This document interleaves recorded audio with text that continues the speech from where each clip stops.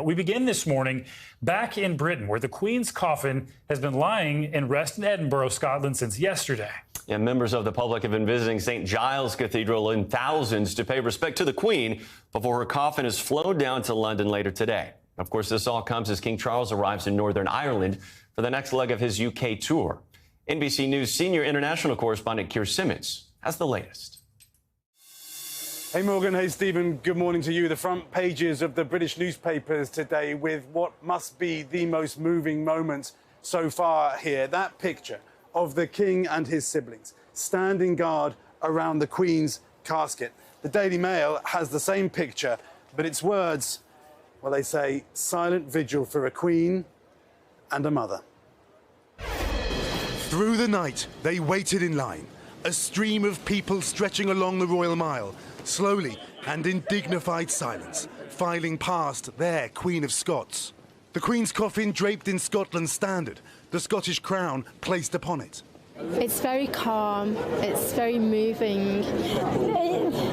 We know it's real, but when you see a coffin in there, it comes home. It's very real, very sad. Scenes that will be repeated for 4 days later this week when Queen Elizabeth is brought to London. This morning, King Charles, accompanied by Camilla, the Queen Consort, leaving Scotland on the way to Northern Ireland, where its political leaders, some long opposed to British rule, will pause to pay tribute to the late monarch and meet the new one. Earlier, back in Edinburgh, the King, side by side with his sister and brothers, walking slowly behind their mother's cortege. Crowds so quiet you could hear the hooves of horses on the cobbled streets of Scotland's capital. Queen Elizabeth loved this country, the silence speaking volumes about their respect for her. I can't find my words. I'm so sorry. The Queen helped plan every detail of the Scottish service and the many days of remembrance ahead. Not everything was scripted. One person protesting against Prince Andrew quickly removed from the crowd. But Scotland's chance to grieve mostly saw poignant moments like this. The Queen's children mounting a vigil, standing at the four corners of her casket, heads bowed. Her daughter, Princess Anne, making history as the first woman to take part in the sombre royal tradition, as the mourners kept coming, each taking a few moments to say goodbye to the Queen before she leaves Scotland for the last time. And guys, later today around lunchtime Eastern time, the Queen's body will be taken to Edinburgh Airport. The flight from there to here is around an hour's long, and then she will then come here to Buckingham Palace, where she will be met by her family, including King Charles. But all the time, throughout that entire journey, she will be accompanied by her only daughter, Princess Anne. Guys, that is what the Queen wanted. Family always staying close. Keir Simmons, thanks so much. All right, let's bring in NBC News foreign correspondent Kelly Kobayea, who's in Edinburgh for us. Kelly, it's the coffin's final day in Scotland and perhaps the last chance for many people there to pay their respects. What's the latest where you are? Are the lines still as long as we've been seeing them? Yeah, still long lines, but people now have been told they cannot any longer join that line. The wait is about a couple of hours, and officials here are trying to get everyone who has been standing and patiently waiting to get them through into St. Giles Cathedral by 3 o'clock. We know that the timing for moving the Queen's body into that hearse and then onto the airport was meant to be by 5 o'clock. So they're trying to move those last several hundred mourners in to see the Queen before they do that. We've met people from all around Scotland, around the UK, and even people with diverse backgrounds. One woman, one family from Uganda who lives here now, their grandmother was coming in from Uganda, just happened to be visiting, and she was 96 years old, and she really wanted to pay her respects at Balmoral when we were there last week. And this week we've met people from France, from Ukraine, a family who fled the war. Here's what they had to tell us about why they felt it so important to come and pay their respects. And Are you going to lay flowers? Yeah, we're going to leave flowers to the Queen, and we chosen the sunflower as a symbol of Ukraine. Why did you come? Because we want to make honor to Queen. This is so important for us. She wanted to help Ukraine. I know that she supported Ukraine. And of course, as Keir was reporting, just in a couple of hours from now, the Queen will be transported to the airport and will be flown alongside her daughter, Princess Anne, down to London. That roughly 1 hour flight straight to Buckingham Palace. And then, of course, that incredible procession planned for tomorrow in London, guys. A lot of people watching for that. And Kelly, there have been multiple arrests of anti-monarchy protesters, including yesterday in Edinburgh. We saw Prince Andrew was heckled during the procession. What are civil liberties groups saying about all that? Yeah, so several people now have been arrested for what police call was breaching the peace. That was the charge. In Oxford, actually, on Sunday, a man shouted, "Who elected him?" during the proclamation for King Charles, and he was arrested as well.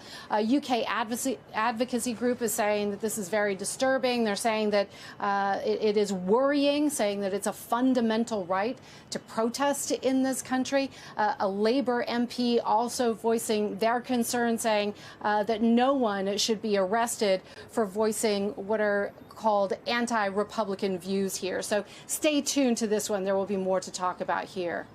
Yeah, more to come there. And Kelly, we're also watching King Charles' visit to Northern Ireland, where he's shortly set to address the local parliament there. What can we expect from that trip? That's right. So King Charles is in Belfast. He has been at Hillsborough Castle, which is the monarch's official residence there. There is an absolute sea of flowers at Hillsborough Castle, and he's been out to view some of those tributes laid for his mother, the Queen. He will be meeting with Northern Ireland leaders today. He will be visiting the Northern Ireland Parliament, hear messages of condolence, just as he's done here in Scotland and down in England, and then he will address the Parliament. We are expecting all of that to wrap up by the early afternoon. There will also, guys, be a service of reflection at St. Anne's Cathedral. So very much following the pattern that he has laid in this country, down in England, and likely in Wales later this week, guys. Just remarkable to see all of those people pouring out to remember the Queen. Kelly Kobayea, thank you. And as leaders from around the world continue to pay their tributes to the Queen, Today's Show anchor Savannah Guthrie sat down with former British Prime Minister Tony Blair, who was just a few months into office when the royal family faced a crisis over the death of Princess Diana. Here's what he had to say about their relationship, starting with the final time they met. You just saw Her Majesty the Queen a few months ago at lunch. How did you find her? Well, the extraordinary thing, which is why I was surprised when she passed away. I mean, she was on great form. You know, she was. She had a problem with her leg, so physically. She was obviously frail, and you know, she's 96. But in terms of how she was in amazing form. She was warm and humorous, and she kept a very, very keen and sharp eye on the country and how it was changing and what its people thought right up until the end. For 10 years, former Prime Minister Tony Blair had the rarest of access, one-on-one, weekly audiences with the Queen, meeting her alone hundreds of times. What did you learn about her from that very rare vantage point? People often ask me about the politics, you know, what were her politics? And I say to people, I really don't know. And then they will often take me aside privately afterwards and say, no, but really, what were her politics? Yeah. She was above it, above politics. When I was appointed Prime Minister, I remember she said to me, her first words to me, my first Prime Minister was Winston, and that was before you were born. So, you know, she had this extraordinary grip on history. Did that put you in your place as a young, brash Prime Minister? Because it was so strange for me, because as a little child, and I remember standing in the street and waving my little flag as she drove by. Yeah, so it was for someone of my generation, she was all we'd known, and we'd grown up with her, and therefore when you're suddenly her Prime Minister, yes, it's a pretty humbling moment. What, if anything, surprised you about her once you got to really know her? She was extraordinarily gracious in private and always, exuded this sympathy, this understanding that, whatever face you were putting on underneath, there was a lot of turmoil and anguish, as there are involved in these positions. The Queen herself faced such turmoil 25 years ago in the days after Princess Diana's death. Then a new Prime Minister, Blair, is said to have helped persuade the Queen to more fully embrace the public outpouring, events even dramatized in a Hollywood movie. So, what would you suggest, Prime Minister? Some kind of a statement? She was an exceptional and gifted human being. Was it difficult to be in that tricky position with the Queen when you had just come in? It was difficult, but here's the thing. I mean, she was trying to balance what she had to do as a queen and what she had to do as a grandmother. And she was acutely aware that she had two young children who had lost their mother in terrible circumstances and who were grieving and who needed to be looked after. In the end, she understood, because always her duty came first, that she had to respond to this extraordinary outpouring of grief about Princess Diana, but grief, and unlike her own passing now, mixed with, maybe anger's too strong a word, but a sense that something had happened that shouldn't have happened, and that Diana had been taken from people who really did love her. She really didn't need me to tell her. She sensed it, and then she responded. And when she responded perfectly. She got the tone absolutely right. You spent many, many visits in her beloved Balmoral, and people say that is where she was closest to being the regular person she perhaps one day wished or thought she could be. It's the tradition that every year the Prime Minister goes and spends a weekend in September at Balmoral with the Queen and with the family. And my first September was then just shortly after Princess Diana died. And the tradition is when you go out into the grounds and you have a barbecue, that the royal family do everything, right? They lay the table, they serve the food, they do the washing up afterwards. I mean, I was, still obviously a very new Prime Minister, very nervous at being there. And it was a completely surreal event where, the Queen was serving me the food, and I wasn't allowed to even go and get the plate. I remember going back and sitting in the room in Balmoral afterwards. That was, I can't believe what just happened. It must have been surreal. That was when I realized it was an extraordinary thing to be a Prime Minister. You were there Saturday in the front row among 6 other former prime ministers. What was it like to see King Charles III formally ascend to the throne? All of us have grown up only knowing the Queen.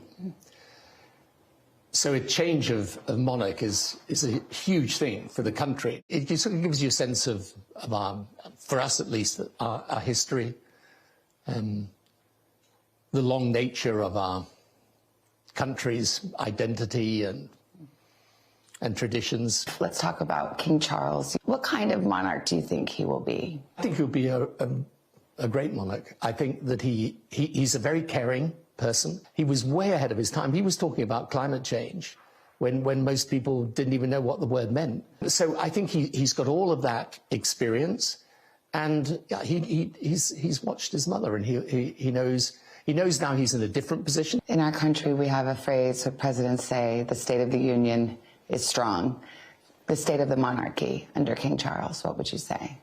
Oh, it's definitely strong. There's always a debate all the time that runs throughout any modern country with a monarchy, because in one sense it's a complete anomaly in a world that's not very deferential, that dislikes hierarchy, that distrusts class, that often frowns upon tradition. But on the other hand, I think, and this was the Queen's genius in a way, was to combine that tradition with being comfortable with the modern world. This is part of our tradition. We enjoy the tradition. We know what it does in terms of unifying our country, and I think the monarchy is strong, and I think he will keep it strong. Time will tell. Tony Blair, of course, Prime Minister number 10 of the 15 that the Queen worked with during her record-breaking reign, which also spanned 14 U.S. presidents. Incredible. Well, now let's get the latest from Ukraine, where a potential turning point in the war has been reached. Ukraine's military is now extending gains from a stunning counteroffensive against Russian forces in the northeastern part of the country. NBC News foreign correspondent Megan Fitzgerald joins us from Kyiv with the latest on that. Good morning, Megan. Stephen, good morning to you. Yeah, we've seen Ukraine make some significant advancements on the battlefield, and the country is celebrating. But tactically, the challenge now is holding on to the land they've taken back. This morning, Ukraine's fast-moving counterattacks pressing forward, pushing Russians back from the front lines. The country's military says this dramatic video shows its special forces ambushing a Russian military vehicle, one of hundreds captured after Ukrainian troops forced the Russians out of nearly the entire Kharkiv region. Military experts say these images of weapons left behind suggest the Russians didn't regroup, but were forced to flee. Ukraine's President Zelensky says more than 2,300 square miles have been recaptured in less than 2 weeks, bigger than the entire state of Delaware. Ukraine's troops and civilians emotional. But for Ukrainian soldiers, the work of securing and protecting liberated towns has just begun, like these troops clearing mines. And if they start pushing themselves too thin, then that's a recipe for the Russians to surround them and really take back a large part of the land in which they've retaken from the Russians. It's a back-and-forth war that may be far from over. Recent Russian attacks on Ukraine's power station in Kharkiv hitting civilian infrastructure, plunging millions into the dark. The police chief says Russia conducted a rocket strike against a peaceful city. But military strategists warn Ukraine hasn't seen the full extent of what Russia and Putin are capable of. When they start getting pressed like this, we can't forget about chemical weapons coming into play. We can't forget about tactical nukes coming into play. And in a move that could make Europe's largest nuclear plant safer, the International Atomic Energy Agency inspectors say that both Ukraine and Russia both agree that a protective zone around the facility could be beneficial to protect it from future damage. Stephen? All right, Megan Fitzgerald, thanks for that report. Time now to get a check on our morning news. Now weather. Yeah, Michelle Grossman joins us now. Good morning, Michelle. Great to see you. Good morning. Great to see you both. And we are soggy this morning. I'm sure you encountered that rain as you walked in. Found out firsthand. Yeah, exactly. All of us do, right? We are looking at really heavy rain in portions of the Northeast. That is moving out, but it's moving out slowly. And then we're going to see some sunshine in the mid-Atlantic, the Northeast. But before that, we saw some flooding rains today, especially in Long Island, Connecticut. A really slow commute, those windshield wipers going fast this morning.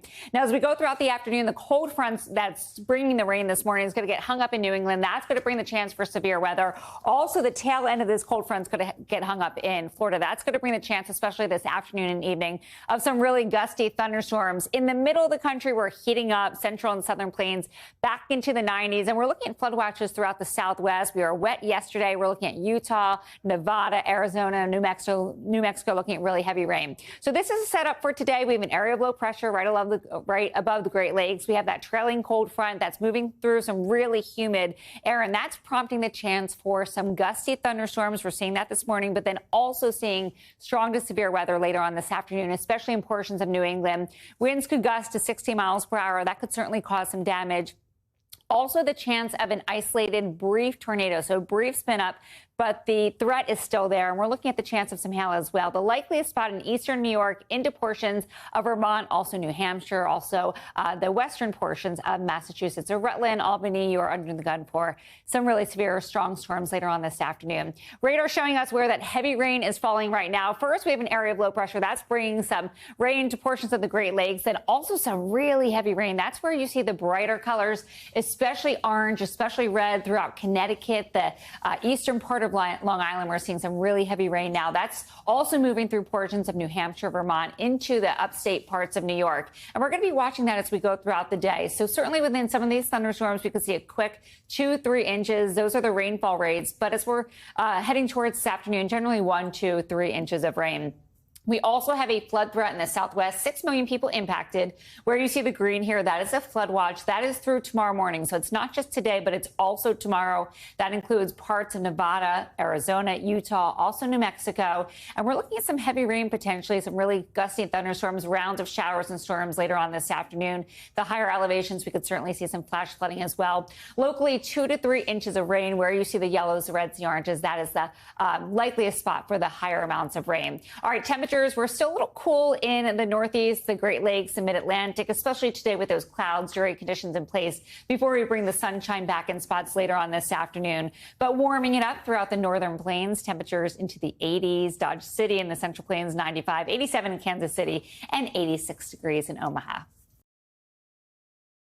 Thanks for watching our YouTube channel. Follow today's top stories and breaking news by downloading the NBC News app.